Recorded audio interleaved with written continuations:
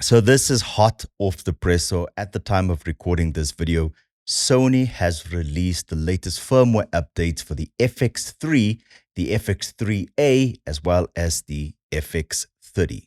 Out of all of the updates that came to the FX30 and the FX3, the main features that were added is the Big 6 menu, additional anamorphic D-squeeze options, and B-roll recording options when using a compatible video assist recorder. First of all, what is the Big 6 menu? Let's just go over that quite quickly for those that don't understand what it is. It's a quick selection home screen of the most essential features on the FX cameras, where you can easily change your f-stop, your ISO, your shutter angle, frame rates, white balance, and also choosing LUT selection options. It has to be noted that this is only available in the movie option. So I don't think that obviously you're going to use your FX camera to shoot stills unless it's the FX2. So this Big 6 menu option is only available in movie. So the FX30 and the FX3 are getting additional anamorphic D-squeeze options. So 1.5 and 1.6 magnification has been added to the options of the already available 1.3 as well as the 2x magnification.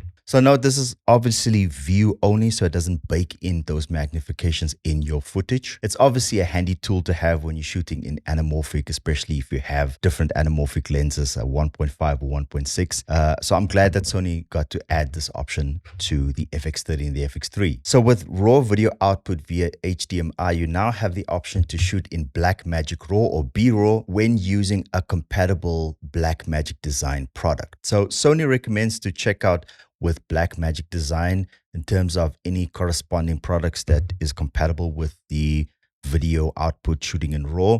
But what makes this essentially such a game changer is that previously when you shot in RAW output via HDMI with the Atomos Ninja, that would record in ProRes RAW, which was obviously a bit of an issue because it was only compatible with Final Cut Pro. This was always a painstaking issue because you had to transcode it from ProRes to Cinema DNG in order for you to use it in DaVinci Resolve. So now you have the option to shoot in B-RAW. So now with B-RAW recording, this removes one additional step. If you're obviously inclined to shooting RAW, now you can shoot in B-RAW instead of ProRes RAW. I always advise with caution when it comes to updating your cameras. Sony has a history where their firmware updates comes with like a whole lot of issues. Like for instance, with the last update, some users actually reported after updating to firmware 5 on the FX30 and firmware 6 on the FX3 that the autofocus tracking options stopped working for third-party lenses. So I would advise perhaps wait a little bit longer before you update just to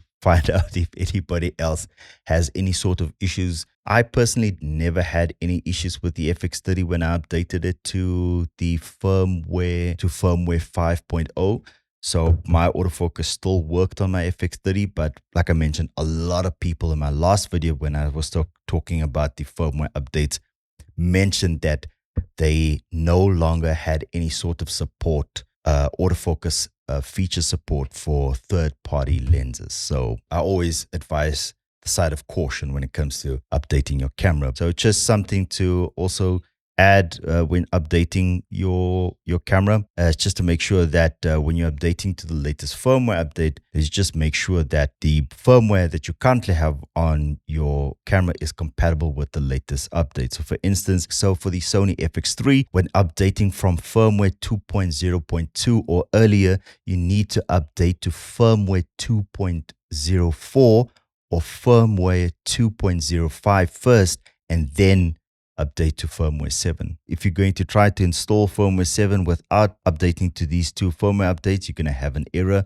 and that usually means that you have to take your camera in to Sony so that they can fix it. So for the FX30, when updating from firmware 1.02 or earlier, you need to update to firmware 1.05 first and then to firmware 6. If you're going to try to update to firmware 6 without updating to firmware 1.05, you're going to get some error issues and you're going to have to take your camera to Sony to get fixed. So that's just obviously the public service announcement that I wanted to mention, because obviously we don't want your cameras to break. I made it quite easily to find all of the firmware updates. So just to mention again. So the FX3 updates to version 7.00. The FX3A, there's a big difference, obviously. This goes to firmware, updates to firmware 2.00. And then the FX30 updates to firmware 6.00.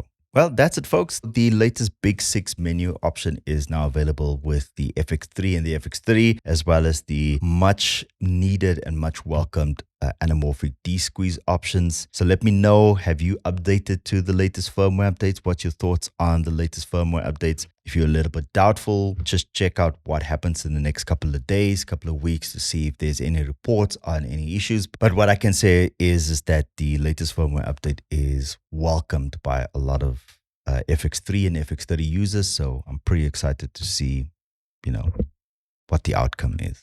Yeah, that's it, guys. Hope you enjoyed this video. Please hit the subscribe button. Check you in the next one.